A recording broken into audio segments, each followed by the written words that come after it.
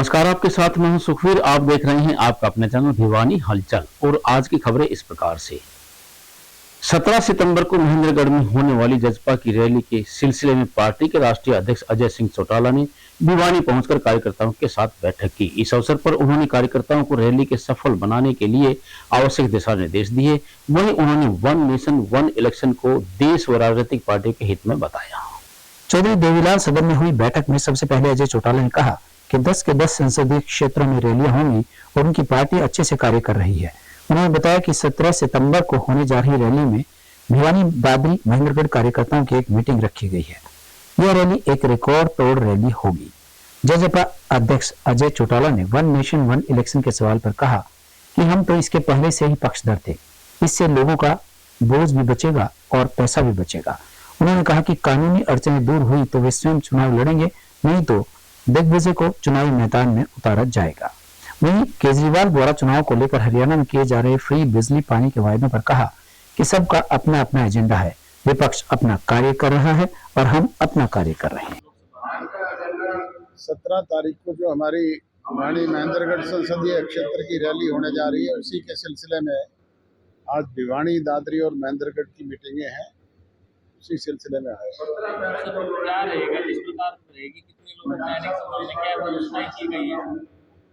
आप सभी माना, आपको भी निमंत्रण देता हूँ, आकर के देखना।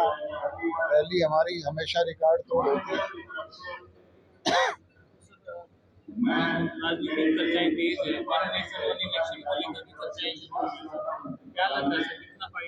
हम तो इस बात के सदैव पक्षधर रहे हैं। इससे लोगों पे बोझ भी कम होगा, खर्चा भी कम होगा। अगर हो तो अच्छी बात है।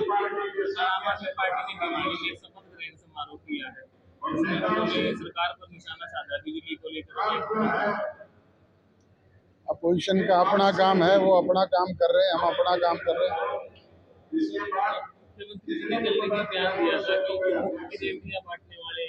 ऐसे सब लोगों से बच के रहेंगे। इस चीजों को जो अलग अलग फ्री दी जा रही है, कह रहा हूँ ना, हर राजनीतिक दल का अपना एजेंडा है। अब अपने अपने एजेंडे पे काम कर रहे हैं। केजरीवाल जी ने पहले भी हरियाणा में चुनाव लड़ा, सभी जगह जमानतें जब्त हुई। पीछे आदमपुर का उपचुनाव भी लड़ा, वहाँ भी वो स्थिति रही। आगे क्या बीजेपी पार्टी की क्या रणनीतियां रहेगी, क्या रहेगी? वो तो चुनाव घोषित होने के बाद मैनिफेस्टो घोषित होते हैं। हम अपने कार्य कर रहे हैं निरंतर। 10 के 10 संसदीय क्षेत्रों में हमने रैलियां रखी हुई है।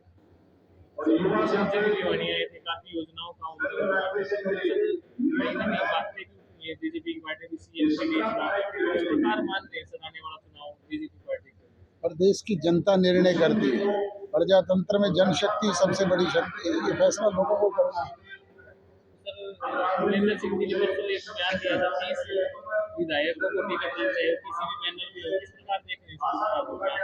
वो अकेले अपना जुगाड़ तो कर लें।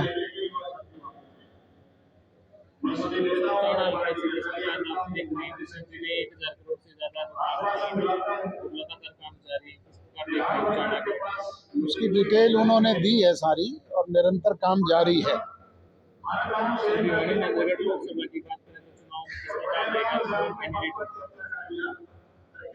अगर राजनीतिक तौर पे कोई जो लगी हुई पाबंदी है वो हटी तो मैं लड़ूंगा, अदरवाइज दिग्विजय को लड़ाएंगे।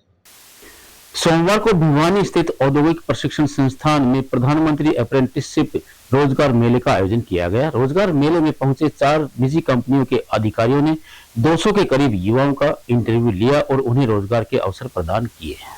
इस अवसर पर काउंसिलर ने बताया कि 4 कंपनियां साक्षात्कार के लिए पहुंची हैं। रोजगार के क्षेत्र में सरकार की अच्छी पहल है। उन्होंने बताया कि अलग अलग क्षेत्र की ये कंपनियां हैं और अलग अलग ट्रेंड से ही युवाओं को रोजगार के अवसर प्रदान कर रही हैं। वहीं युवाओं का कहना था कि वे आज यहां साक्षात्कार के लिए आई हैं। यदि उनका सिलेक्शन होता है तो उन्हें इधर उधर भटकने की आवश्यकता नहीं है। उन्होंने कहा कि मेलों के माध्यम से सरकार युवाओं को रोजगार प्रदान कर रही है, जो कि एक अच्छी पहल है और इस तरह के मेले लगते रहने चाहिए ताकि युवाओं को सुनहरा भविष्य बनाने में मदद मिल सके। मैं गाँव भानगढ़ से आया हूँ। आज गवर्नमेंट ITI भिवानी में रोजगार मेला लगा हुआ है। मैं अपना इंटरव्यू देने के लिए आया हूँ।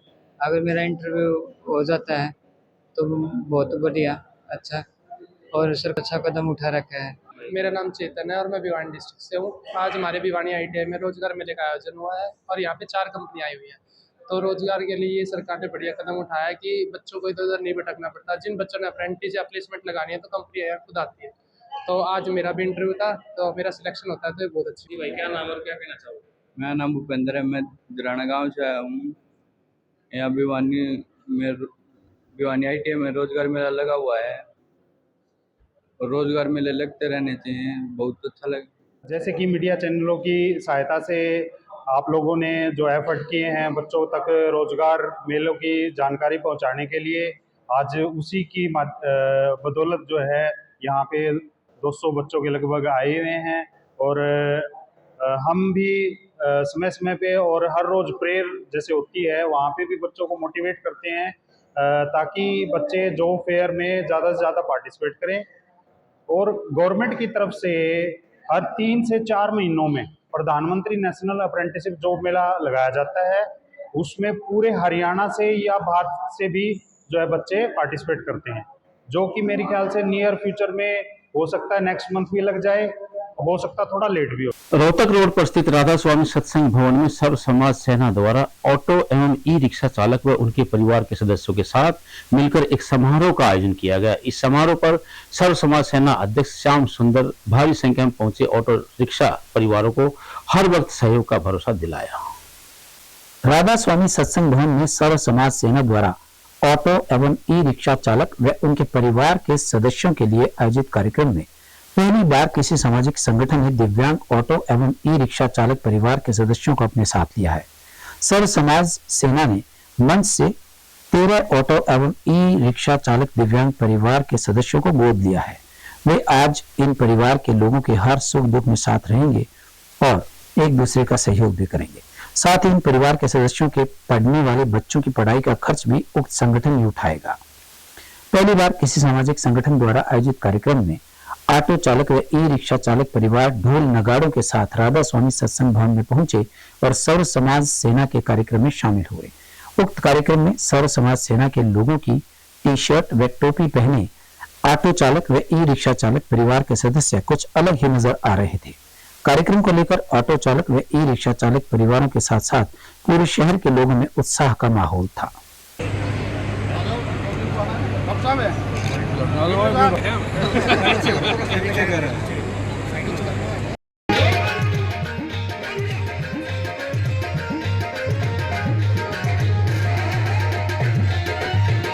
पगड़ी वाले बैठे हैं, पहले ससुराल में जाया करते तो ससुर अच्छी हो जाया करती है। मेरा बर्थडे हुआ है, घी खंड डाल के दिया करती, मीठे चावल बना के दिया करती। उस घी और खंड के चक्कर में बर्थडे 4-4 दिन रुक जाया करता, 5-5 दिन रुक जाया करता। जिस दिन सासू ने घी खंड नहीं डाला उस दिन समझ जाता बर्थडे कि सासू दाप है। उस दिन अपना आया करती आपकी, तो उसकी अम्मा पूरी गाया करती, सारी की सारी गाया करती कि नहीं, गाया करती कि नहीं, और जाया करती तो उसकी विदाई गाया करती। सुनो, पहली बात के बदलाव में क्या बताया, सासरे में की पूरा की गल्ला रोटी खानी रे, बस अड्डे पचड़ाया करती, प्यार बगैर बस अड्डे पचड़ाया करती, प्यार बगैर बस अड्डे पचड़ाया करती, प्यार बगैर कमानी। सासरे में घी पूरा की गल्ला रोटी खानी रे और बस अड्डे पचड़ाया करती, टैर बगैर के पानी रे। पहली बेटी जाया करती, 10-10 लुगाई इकट्ठी होकर जाया करती घर परिवार की, पानी का गिलास आप। भाई रमेश दैया जी कृपया मंच पे आए।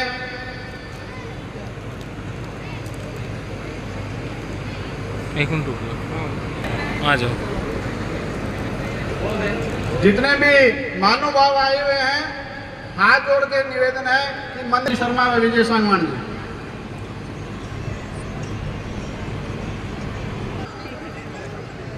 भिवानी से श्री लक्ष्मी नारायण जी शर्मा, इनका स्वागत। हिंदू संस्कृति को बचाने के लिए ऐसे कार्यक्रम बहुत जरूरी हैं। हिंदू समाज की संस्कृति को बचाने के लिए जो अभी भाई ने एक भजन गाया था बहुत सुंदर, कि हमारी जो पुरानी परंपराएं हैं उनको जीवित रखने के लिए हर आदमी का योगदान बनता है।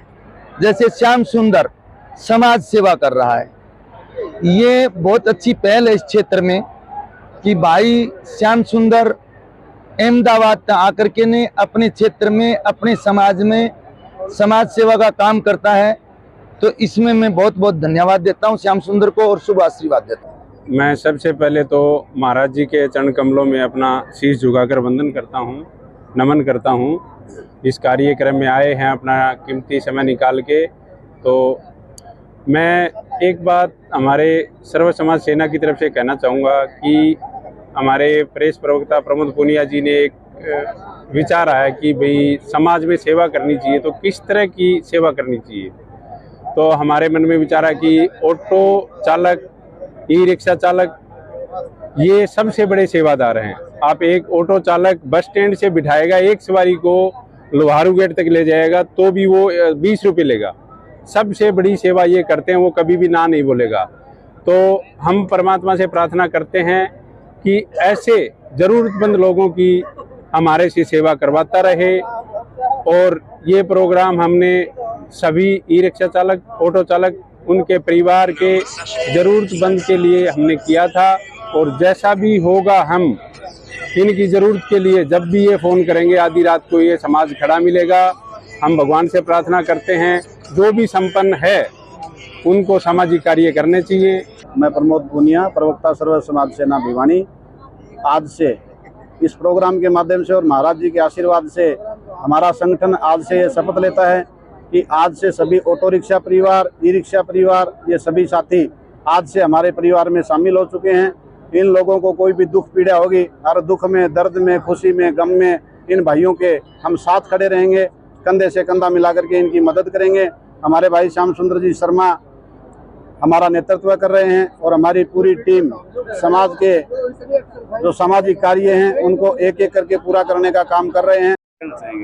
मैं सर्वप्रथम महाराज जी को प्रणाम करता हूं और श्याम सुंदर जी को मैं तहे दिल से बहुत बहुत धन्यवाद करता हूं, आभार करता हूं। इतनी दूसरे स्टेट से आके, अहमदाबाद से आके हरियाणा में हैं, हरियाणा के, तो एक प्रदेश के प्रति इनका इतना लगाव, जो गरीब आदमी का आज के दिन इतना रखरखाव करते हैं, एक भगवान के माध्यम से इनका धन्यवाद करता हूँ। गरीब आदमी की कहीं भी किसी भी मोड़ पे खड़े हो, किसी भी जाति का, ये एक जाति व्यक्ति नहीं है, मतलब आम जो गरीब हालात में उसकी पूरी सेवा कर रहे हैं। कई इस कार्यक्रम को देख करके मन अत्यंत प्रसन्न हुआ, क्योंकि गरीब की सेवा भगवान की सेवा है। और श्याम सुंदर जी ने जो ये कार्य करके दिखाया है ये अभिन्न है, अद्वितीय है। और मैं कई दिनों से देख रहा हूँ कि ये स्थान स्थान पर जाकर के, स्कूलों में जाकर के, पंचायतों में जाकर के, जो जहाँ भी आवश्यकता होती है, जिस अभावग्रस्त व्यक्तियों को, बच्चों को, विद्यार्थियों को अपनी पूरी सहायता देते हैं। भिवानी के नवनिर्मित जेल परिसर के उद्घाटन समारोह की तैयारियों को लेकर भिवानी के उपायुक्त नरेश नरवाल व पुलिस अधीक्षक वरुण सिंगला ने जेल परिसर का सोमवार को दौरा किया। गौरतलब है कि 29 करोड़ 98 लाख रुपए की लागत से नवनिर्मित जेल का उद्घाटन प्रदेश के यशस्वी मुख्यमंत्री मनोहर लाल 5 सितंबर को करेंगे। निरीक्षण के दौरान डिप्टी कमिश्नर श्री नरवाल ने बताया कि मुख्यमंत्री श्री मनोहर लाल 5 सितंबर को 5:30 बजे भिवानी जेल के विस्तारीकरण कार्य का उद्घाटन करेंगे, जिसमें करीबन 12 एकड़ में 29 करोड़ 98 लाख रुपए की लागत से नई जेल का निर्माण किया गया है। नई जेल में बंदियों की क्षमता 774 व्यक्तियों की है, जिसमें महिला एवं पुरुष दोनों बंदी शामिल है। जेल विस्तारीकरण कार्य में नई जेल परिसर में 5 बैरक पुरुष बंदियों के लिए तथा 1 बैरक महिला बंदियों के लिए बनाए गए हैं। एक पुरुष बैरक की क्षमता 126 की है तथा महिला बैरक की क्षमता 114 की है। पहले पुरानी जेल में बंदियों की क्षमता 561 थी, जो अब कुल 1335 की हो गई है। डीसी श्री नरवाल एवं एसपी श्री सिंगला ने समारोह स्थल पर पंडाल, मुख्य मंच के बारे में बारीकी से जानकारी लेकर संबंधित अधिकारियों को आवश्यक दिशा निर्देश दिए। विभिन्न जिलों में अपनी लंबित मांगों को पूरा करने के लिए आंदोलनरत आशा वर्कर्स का धरना सोमवार को 29वें दिन में प्रवेश कर चुका है। इन सभी कर्मचारियों ने अपनी मांगों से संबंधित ज्ञापन भिवानी महेंद्रगढ़ सांसद चौधरी धर्मवीर सिंह को सौंपा। इस मौके पर यूनियन प्रधानों ने कहा कि वर्ष 2018 में सरकार के साथ उनका समझौता हुआ था, लेकिन तब से लेकर अब तक सरकार ने उसे लागू नहीं किया। समय पर और सही वेतन दिया जाए, सरकारी कर्मचारी का दर्जा दिया जाए, इस तरह की मांगे समझौते में है। उन्होंने कहा कि आए दिन सरकार का बयान देखने को मिलता है कि आशाओं के वेतन में कटौती की जाए, लेकिन किस बात की कटौती? उन्होंने कहा कि समय रहते सरकार उनकी मांगे पूरी नहीं करती है तो 24 के चुनाव में तख्तापलट होगा। और इतना ही नहीं, उनके द्वारा पेन से लेकर पहिया रोकने तक की चेतावनी भी दी गई। मेरा हुक्म कौर नाम है, मैं आशा वर्कर हूँ और भिवानी जिले की प्रधान भी हूँ। हमारी आज 29 दिन होगी ना, 29वें दिन हड़ताल हो गई और अभी तक सरकार ने हमारी कोई भी सूझबूझ नहीं ली। और जो भी बहन हर रोज इतनी परेशान हो रही है गर्मी में, लेकिन सरकार के कान में कोई भी रूह नहीं झींग रही। लेकिन हम ये कहते हैं सरकार से, जो कि सरकार अपनी सोई हुई बुद्धि को जगाए, आत्मा को जगाए। और ये जो आशा वर्कर बहने हर रोज धूप में और अपने घर परिवार को छोड़ के यहाँ परेशान हो रही हो, इनके साथ वार्तालाप करनी चाहिए और हमारा जो डेलीगेशन है उनको बुलाकर हमारी मांगों का समाधान करना चाहिए। और जो हमारी 2018 की जो मांग थी वो हमारी पूरी करनी चाहिए। जो एक तरफ तो सरकार कह रही है कि बेटी बचाओ और बेटी पढ़ाओ, 28 तारीख ने हमें अनिल विज का विधानसभा का घेराव किया था, वहां पर हमारे 2 बहनों ने शहीदी दे दी, लेकिन सरकार के कान के तक जू तक नहीं रेंग रही। ये सरकार इतनी घटिया है, एक तरफ कह रही है कि बेटियों को बचाओ और बेटियों को पढ़ाओ, लेकिन क्या वो बहन जिन्होंने अपनी शहीदी दे दी, क्या वो किसी की बेटी नहीं थी? हर रोज अखबार में आती है कि आशाओं का वेतन काट लिया जाएगा। अरे आशाओं का वेतन काटने के लिए सरकार देती क्या है जो हमारा वेतन काटेगी? बोल रही है कि एक हफ्ते जो आशा बहन ने काम किया था उसके भी पैसे नहीं मिलेंगे। जिला कोषाध्यक्ष आशा वर्कर यूनियन हरियाणा, हमारी हड़ताल 8 अगस्त से शुरू थी और आज 29वें दिन में प्रवेश कर गई है। और सरकार ने एक बार बातचीत, अनौपचारिक रूप से बातचीत की है स्वास्थ्य मंत्री ने, और उसने आश्वस्त किया था कि मैं शीघ्र ही आपकी बातचीत से समस्याओं का हल करूंगा।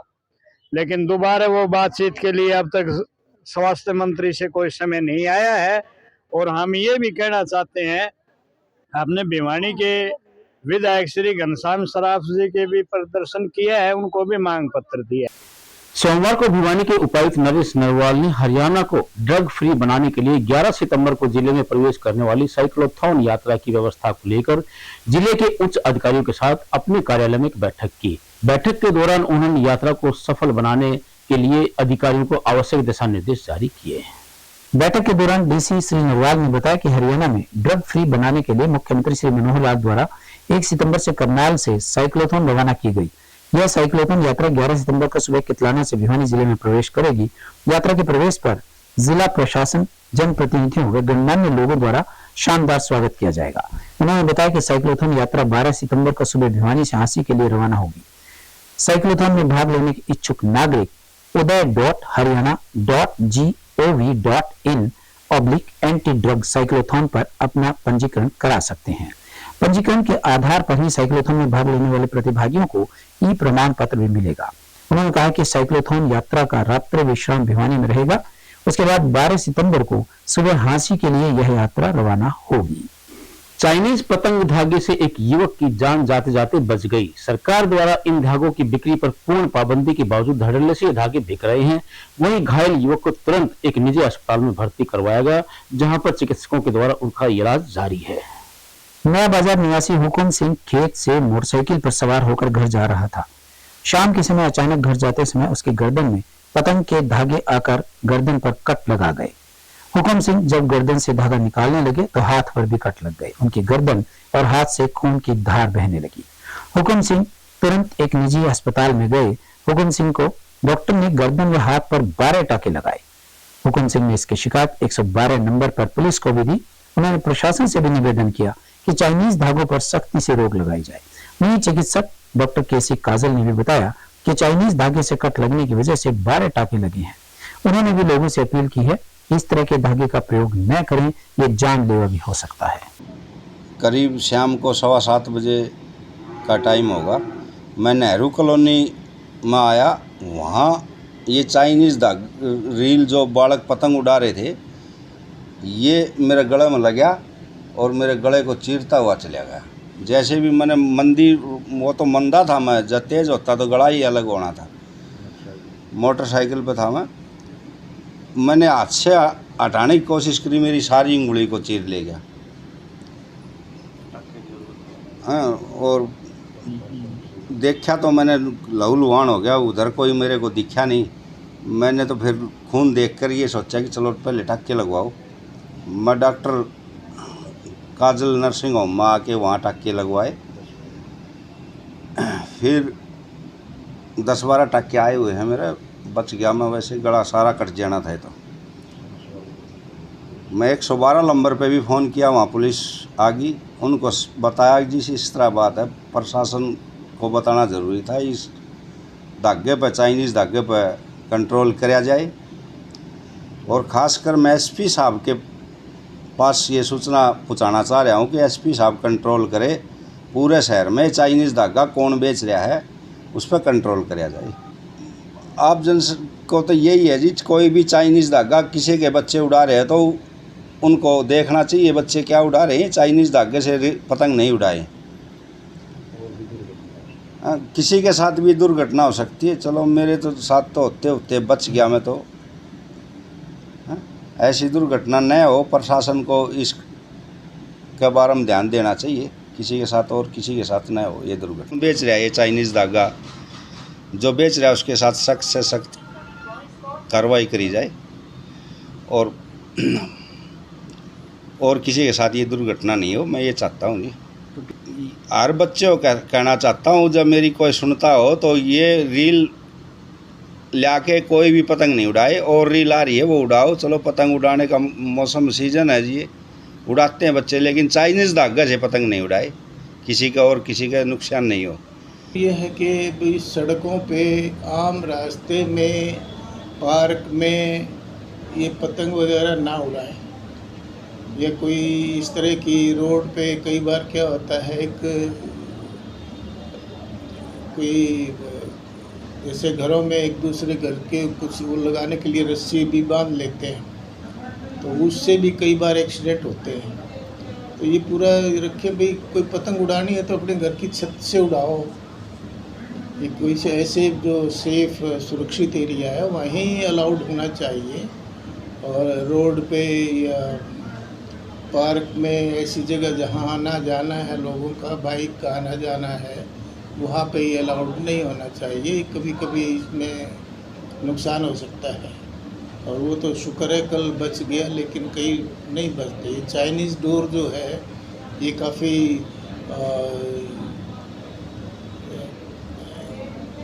नुकसानदायक होती है, सख्त होती है, ये काट देती है, टूटती नहीं है, तो इससे और ज़्यादा खतरा होता है। प्रशासन का काम है, प्रशासन को इस चीज़ में ध्यान देना चाहिए और बाकायदा नोटिस भी निकालना चाहिए, पब्लिक को इन्फॉर्म करना चाहिए कि पब्लिक प्लेसेस पे, रोड पे ये सब चीज़ें नहीं करनी चाहिए, इसके लिए ध्यान देना चाहिए। इसके में मेरे पास एग्जाम्पल है एक, हमारा बहुत ही मिलने वाला थे वो, जिसमें सिलीगुड़ी में चाय बागान का काम करते थे, उनका बागान चाय का था और यंग लड़का। तो उधर कुछ जो एंटी सोशल एलिमेंट्स कहें हम, या वहाँ के उधर आसाम में और इस एरिया में कुछ लोग बगावत का काम करते हैं, टेररिस्ट का काम भी करते हैं। तो वो कुछ काम के लिए शाम को जा रहा था, तो उन्हें टेररिस्ट लोगों ने सड़क पर रस्सी बांध दी, एक साइड से लेके दूसरी साइड तक। उसको वो रस्सी दिखाई दी नहीं, रात का टाइम था और वो अपनी बाइक पे जा रहा था, और वो उससे की गर्दन से रस्सी ऐसी हुई कि गर्दन को ही उड़ा दिया। और हमारा तो एक बहुत परिवार जैसा था वो लड़का, कुछ ही दिन हुए थे शादी के।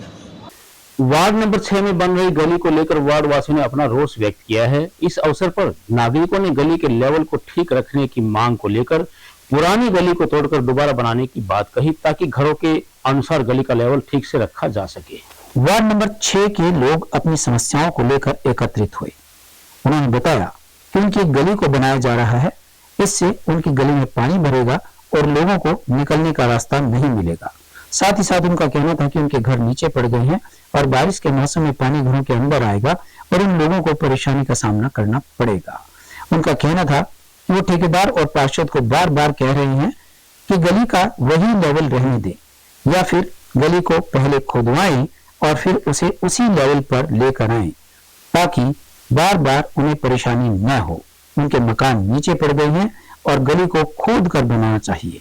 प्रशासन से वो मांग करते हैं कि जल्द से जल्द इसे ठीक करवाया जाए। हमारा मामला ये है जी, जो ये गली है ना, पहले नेवल पर थी नहीं, उसी नेवल पर गली होनी चाहिए जी। हमारा पानी बारिश के टाइम में ना वो गली में रुकेगा जी सारा जी।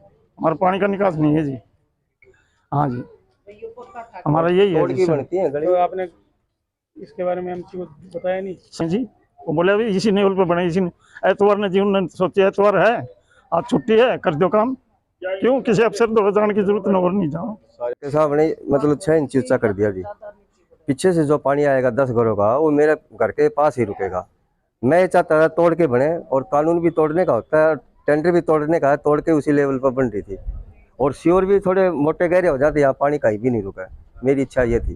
अब मैं उसी कमरे के अंदर खाना खा रहा हूँ, वहीं पर कह रहे हैं एक पाइप लगा देंगे, हम पाइप लगा देंगे, एक तो मच्छर मक्खी तो मेरे पास आएंगे, जबकि मैंने पहले से ही अपनी गली बंद कर रखी है, नाली बंद कर रखी है, और अपने पैसे से कर रखी है, और उसी ओर के अंदर डाल रखी है। उसके बाद भी बकरी की 3 टांग। ये मकान हमारे नीचे पड़ गए हैं, हमारी गली भी नीचे पड़ा है। हमने कोई इस लेवल में बनवा दो भाई, पक्का ठाके मलबा नुका नहीं, इससे के ऊपर का बनाएंगे। परेशानी इस गली का पानी नहीं लेकर या हमारे घर में पानी पड़ेगा। आज की खबरों में बस इतना ही। अब मुझे दीजिए इजाजत। देखते रहिए आपका अपने चैनल भिवानी हलचल।